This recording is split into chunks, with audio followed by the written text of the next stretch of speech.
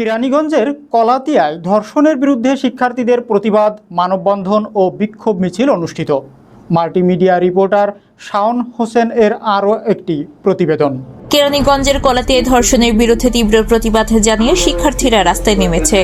সমাজ থেকে ধর্ষণের মতো জঘন্য অপরাধ নির্মূলের দাবিতে তারা মানববন্ধন ও বিক্ষোভ মিছিলের আয়োজন করে।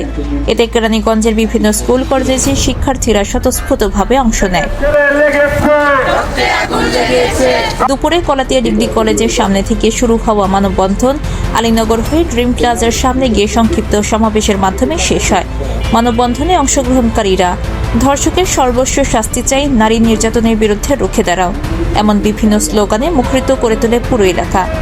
মানববন্ধনে বক্তব্য রাখেন মোহাম্মদ মাসুদ পারভেজ রুবেল, শিক্ষক ও ফেনীস বিশ্ববিদ্যালয়ে ইংরেজি সাহিত্যে দ্বিতীয় মাস্টার্স অধ্যয়নরত, সাকিব সোহান IUB-AT, Zahid Hasan Kalatia degree college এবং রবিন আহমেদ, ফার্মেসি বিভাগ বাংলাদেশ বিশ্ববিদ্যালয়। এছাড়া সার্বিক সহযোগিতায় ছিলেন সজীব মিয়া, বাংলা বিভাগ কবি নজরুল সরকারি কলেজ ও জিকু হাসান, শিক্ষক আবু জাফর আলী ডিগ্রি কলেজ।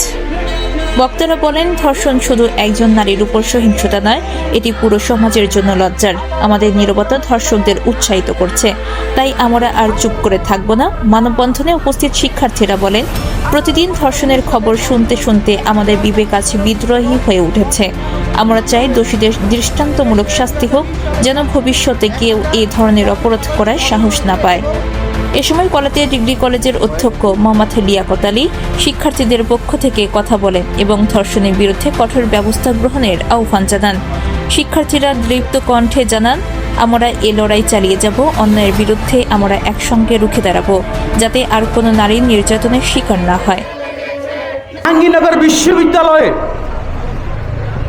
ধর্ষণের সেঞ্চুরি করে মানিক, ছাত্রলীগের মানিক ক্যাম্পাসে মিষ্টি বিতরণ করেছিল। সেই মানিকের বিচার কিন্তু হয়নি। সেই মানিকের বিচার হলে আজ হয়তো আমাদের আসিয়াকে নির্যাতিত হতো না। কুমিল্লা ক্যান্টনমেন্টে আমার বোন তনুকে ধর্ষণ করে হত্যা করে ফেলে রাখা হয়েছিল। এই তনুর বিচার হয়নি। এই তনুর হত্যার বিচার হলে আজ হয়তো আসিয়াকে বা দক্ষিণ কেরানীগঞ্জে এই বোনকে নির্যাতিত হতো না।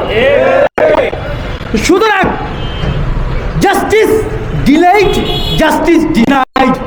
আমরা গত 15 বছরে যে বর্বর শাসন দেখেছি, এই বর্বর শাসনের চলমান প্রক্রিয়া এখন আমরা দেখতে পাচ্ছি।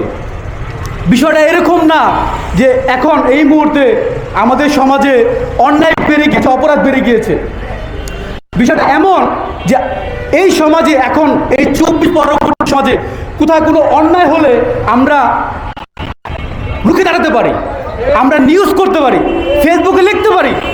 এখন আর আইনগর নাই, এখন আর DGFI আমাদের কল রেকর্ড করে না, এখন কোনো গুন্ডা লিগ নাই, হেলমেট লিগ নাই, যারা আমাদের ছবি, আমাদের পোস্ট স্ক্রিনশট দিয়ে বড় ভাইকে পাঠায়।